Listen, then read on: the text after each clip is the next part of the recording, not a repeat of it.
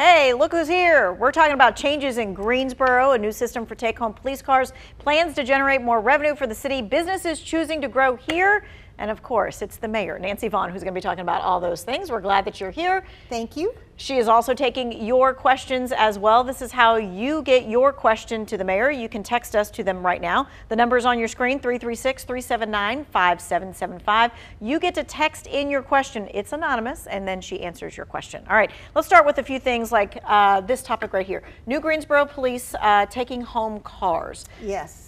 So there's 10 of those cars, right? There is 10 that were deployed on last Friday, but there are another 30 in process. So by the end of the year, we will have 40. This take-home car program was approved about 2 years ago. They were slowed down because of supply chain issues, but we know, because we heard it from Chief James and now Chief Thompson, that this helps with officer retention and recruitment.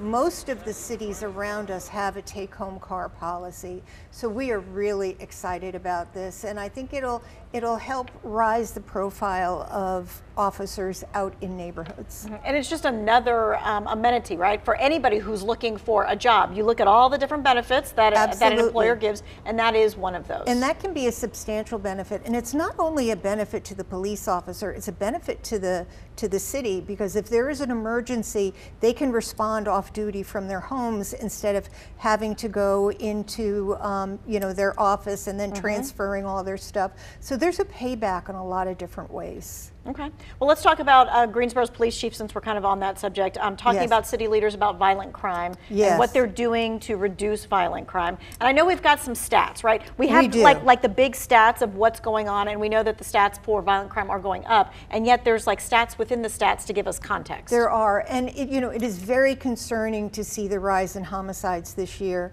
I know that the police chief, the police department, and the city council really are focused on this.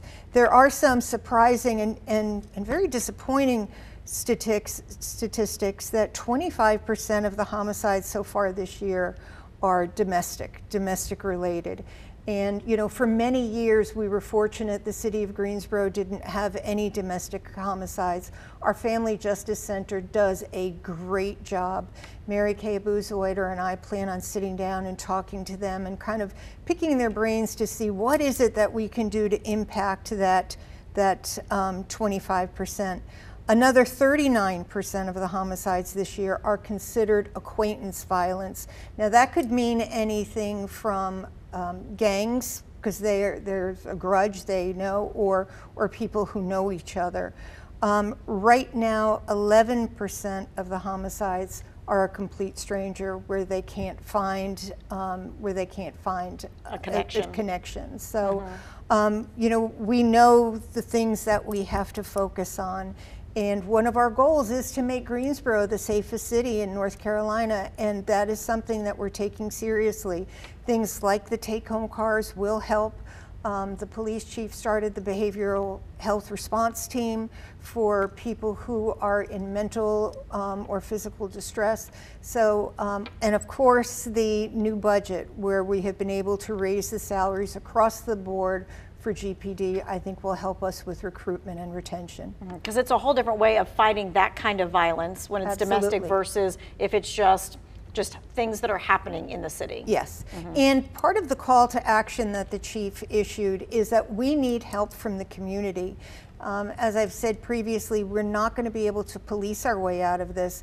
It is going to take our religious communities, our neighborhoods. It's going to take everybody to help fight this. And again, if you see something, say something. All right, let's move on to money right now. Greensboro growing. Councilmember Hugh Holstenwright said in the meeting last night, Greensboro is jet setting across the world. Yes, we are. And that's thanks to companies like HondaJet deciding to expand. So tell us what that kind of growth means to our city. I think the HondaJet expansion is very exciting. Clearly, they could have gone anywhere in the country, maybe anywhere in the world, and they decided to expand right here in the city of Greensboro. I think that is a huge seal of approval.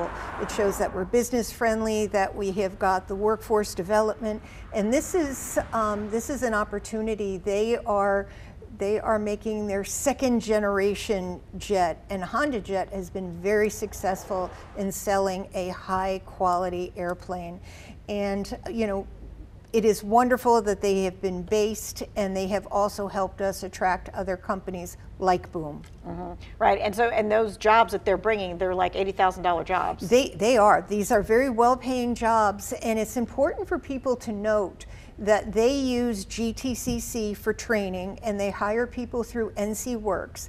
There are customized training programs, and we fully expect and want our residents to fill those jobs. Right, we don't want to be bringing them in from outside. We want people here. And it wouldn't be a success for us if that happened. We truly want to fill it with people who live right here in Greensboro and Guilford County. All right, we're going to talk about that prepared food tax. We're going to talk about how Greensboro is turning town in a whole different way, and we're taking your questions coming up after the break.